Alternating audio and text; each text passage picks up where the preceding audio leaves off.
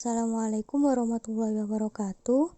Pada kesempatan kali ini, saya akan membahas tentang ruang bernorma dan operator linier.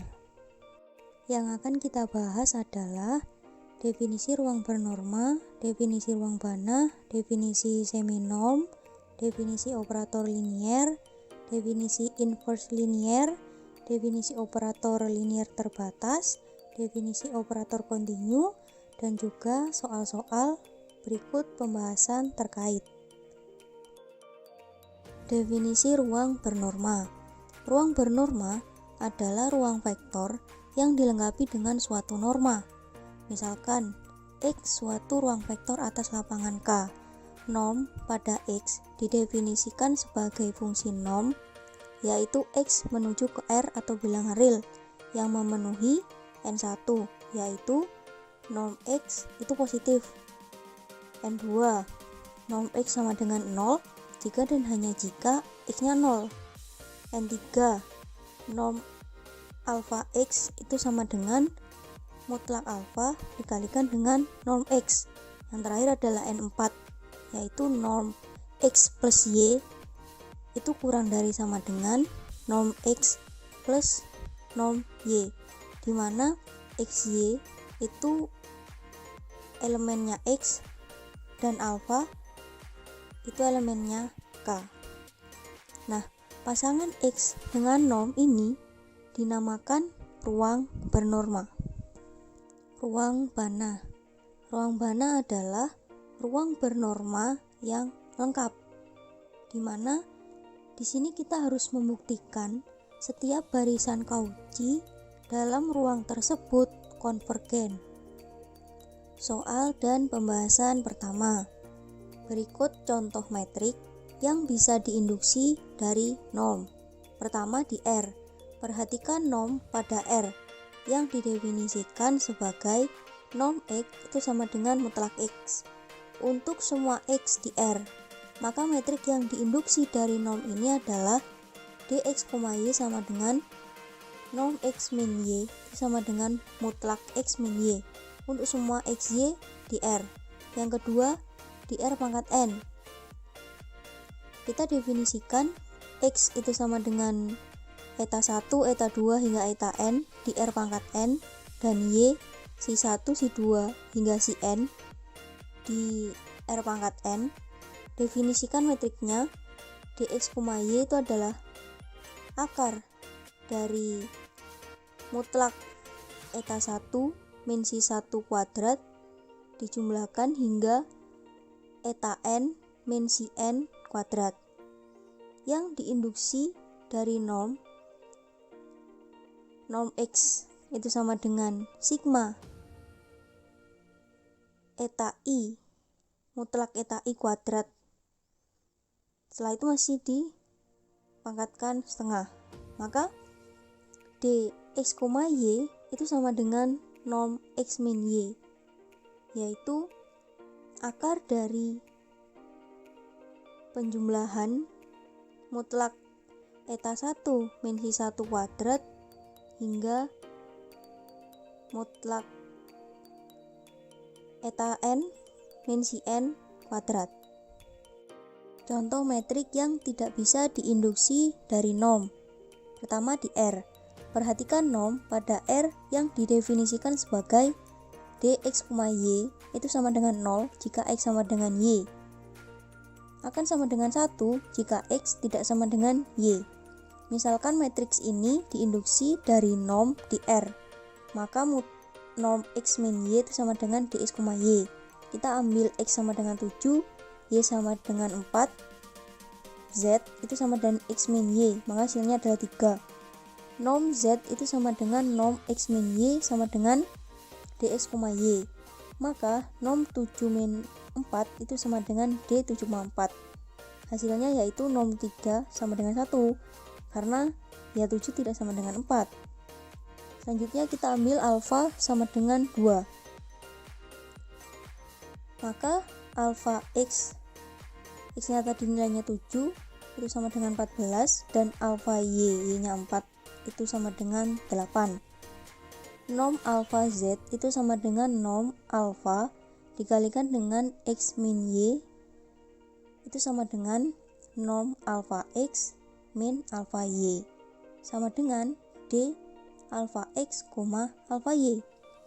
Maka norm 2 kali 3 itu sama dengan norm 14 min 8 sama dengan D 14,8. Hasilnya yaitu norm 6 sama dengan 1 karena yang 14 tidak sama dengan 8.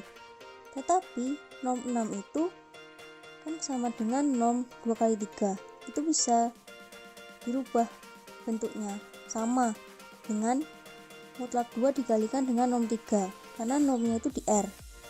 Nah tadi hasilnya kan 1 sama dengan 2 dikali norm 3 sama dengan 1 sama dengan 2.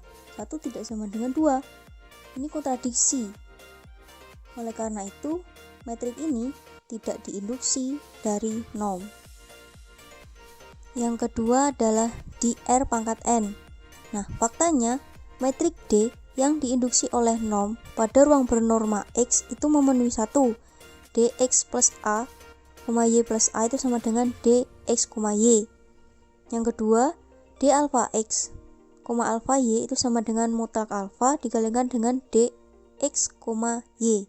Untuk semua X, Y, dan A itu di X dan setiap skalar alpha. Kita perhatikan D adalah metrik pada ruang vektor X tidak sama dengan himpunan 0 yang diperoleh dari sebuah norm. Kita definisikan metrik baru D tilde X, X sama dengan 0, D tilde X, Y itu sama dengan Dx, Y plus 1 di mana X tidak sama dengan Y.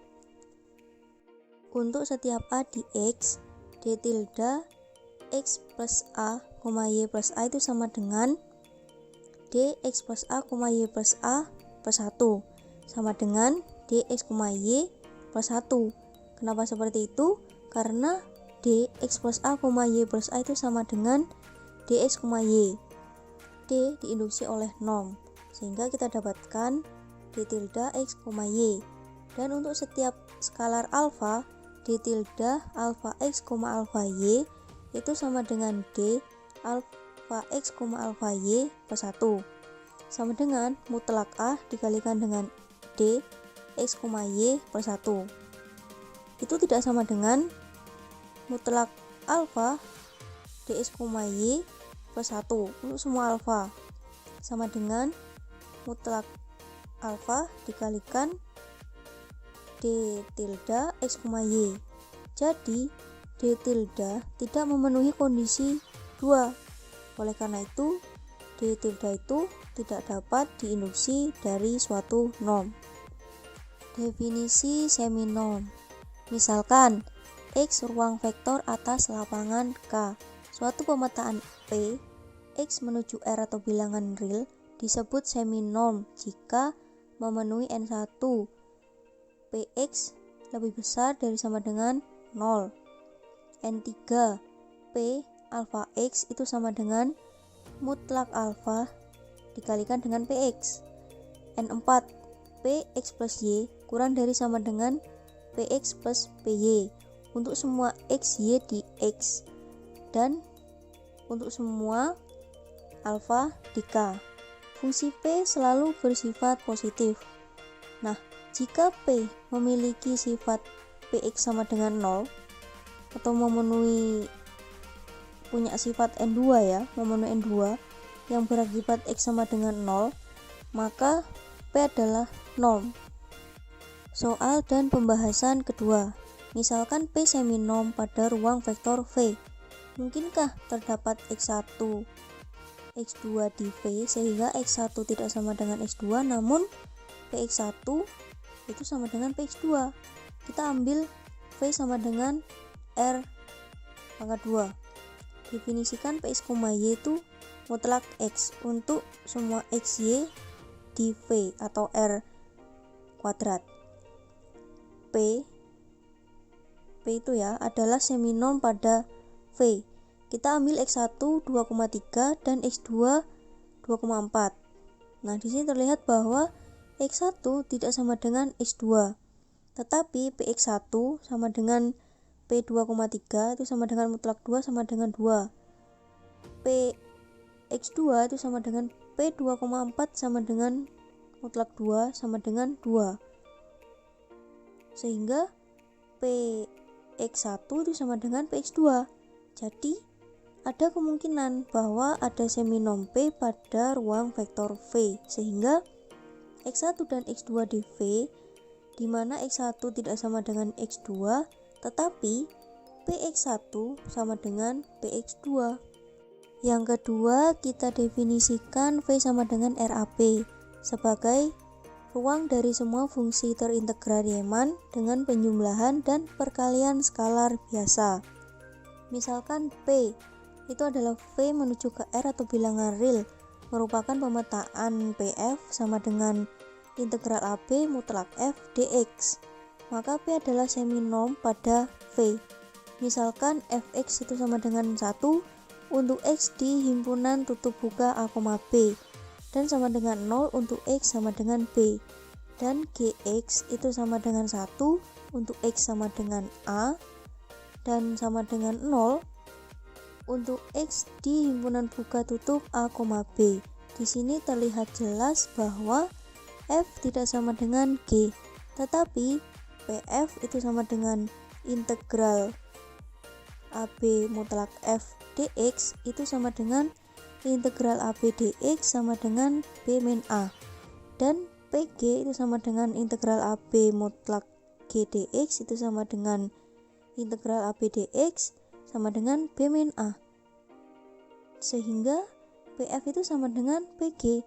Jadi ada kemungkinan bahwa ada seminom P pada ruang vektor V, sehingga X1 dan X2 di V, di mana X1 tidak sama dengan X2, tetapi Px1 itu sama dengan Px2. Definisi operator linier. Suatu operator dikatakan sebagai operator linier T jika memenuhi: pertama, domain operator T yaitu dt dan range-nya yaitu RT menggunakan lapangan yang sama. Kedua, untuk sembarang dua elemen yaitu X dan Y di dt dan suatu skalar alfa itu berlaku: pertama, Tx plus Y itu sama dengan Tx plus Ty. Yang kedua, T alpha X itu sama dengan alpha Tx. Hasil perkalian antara skalar dengan hasil pemetaan dari elemen di atas, gabungannya adalah T alpha X plus beta Y itu sama dengan alpha Tx plus beta Ty. Operatornya itu terbagi menjadi operator atau pemetaan yang surjektif, yaitu T X ke Y. dt itu subset ke X, RT tidak subset ke Y. Untuk semua Y di Y terdapat X di X, yaitu Tx sama dengan Y. Yang kedua adalah injektif. Jika X1 tidak sama dengan X2, maka Tx1 tidak sama dengan Tx2. Jika Tx1 sama dengan Tx2, maka X1 itu sama dengan X2. Yang ketiga adalah bijektif, di mana surjektif sekaligus injektif. Tx itu sebagai notasi pemetaan T pada X. Ada juga notasi NT, itu merupakan ruang nul T. Definisi inverse operator. Jika T dt ke Y adalah operator 1,1, maka T inverse RT ke dt adalah inverse dari T. Yang kedua, ini ada teorema.